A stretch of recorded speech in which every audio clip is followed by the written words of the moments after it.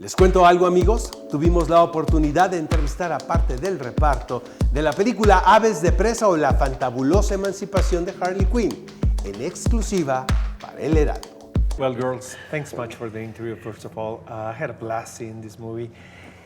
Was that much fun to make this movie as it looks on the screen? It was. Yes. It was really fun. It was. Absolutely. I mean, I think anytime you're able to make an R-rated comic book action movie, Yeah. the world is your oyster. Yeah. Exactly. It should be fun. It better be fun. But because action movies can be difficult to make, you know, Yeah. one take, another one, you have to be very concentrated, you know. But this movie, it's fun all over, you know. And I was wondering, I'm going to ask them if they have that much fun.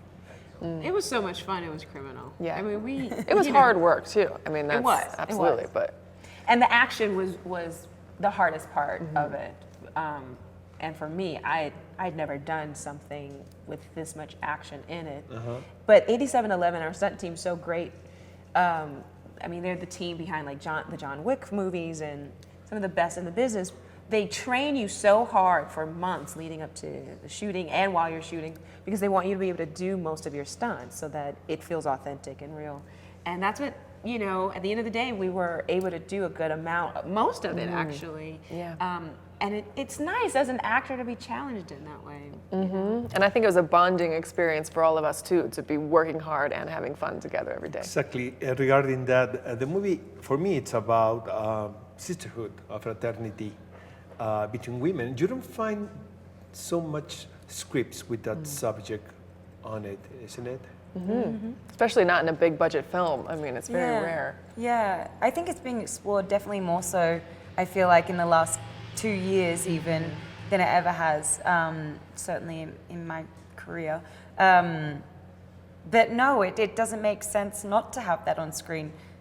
More women go to the movie theaters than men, and I don't know why we don't see, you know, a female experience reflected on screen more often, but also particularly like you just said, in the action comic book space, because maybe there's a misconception that women don't like action films, which is totally inaccurate. I've loved them my whole life. I love big blockbuster films. I love action films, and I think most women I know also do. So I think it's great that Warner's and DC wanted to take a chance on a female ensemble R-rated action film, because I think a lot of people are going to respond to it. I think we still have a long way, no, to go regarding that, to have a female protagonist on movies. But do you think that things have changed in the last 10 years, for example, regarding this matter, that you can find more interesting roles and not just the girlfriend of the lead, you know what, or the ornament, no, on certain movies?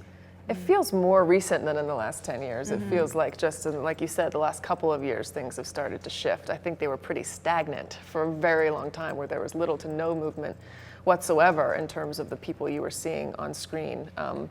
It was really a sort of white male-dominated space across the board. Yeah. So I think in the last couple of years, there's been a real push for more inclusivity, and I think this film really represents that in all areas, which is really, really exciting to be a part of. Margot, you're a producer of this movie. This question is for all of you, but what skills do you think a good producer, film producer, has to have? Well, Jurnee and I, well, we spoke about this earlier. I think a producer should, you know, part of your duties is to build out the team and to hire people who can elevate what's on the page and bring it to life. But I think a good producer lets them do their thing. If you hire someone for their talent, you need to let them do the thing and not micromanage. I think that's a hugely important thing for a producer. You want to say something? Yeah.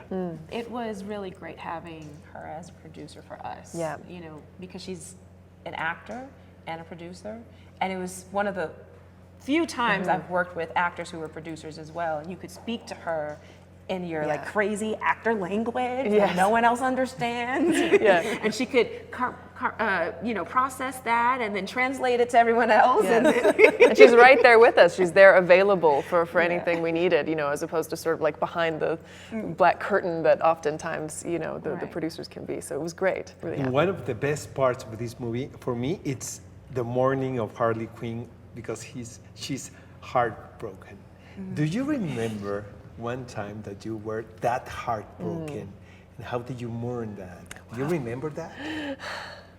Yeah. I mean, Gosh. We're not such going a to say deep name, question. of course. fortunately, but- I haven't had to feel heartbreak for a couple of years. Thank goodness, not in the romantic sense anyway. But look, I think that's going to be one of the funnest things about the movie is watching Harley Quinn deal with a breakup, which in a lot of ways might be similar to how you may have dealt with a breakup before. Maybe you went out and got drunk and made an idiot of yourself. Maybe you ate a tub of ice cream and cried yourself to sleep. Probably unlikely you went and blew something up. That's more of a Harley thing, or bought a hyena. But I think it's kind of funny. You see in this film Harley doing a lot of everyday things like going to get breakfast or going to buy groceries, and then you see her do completely insane Harley things like jumping off a building or whatever it is that she's doing. So it's I think that's going to be one of the fun things Do for you want to audiences. say something? Thank you very much Thank you. for the Thank interview. you. Thanks much.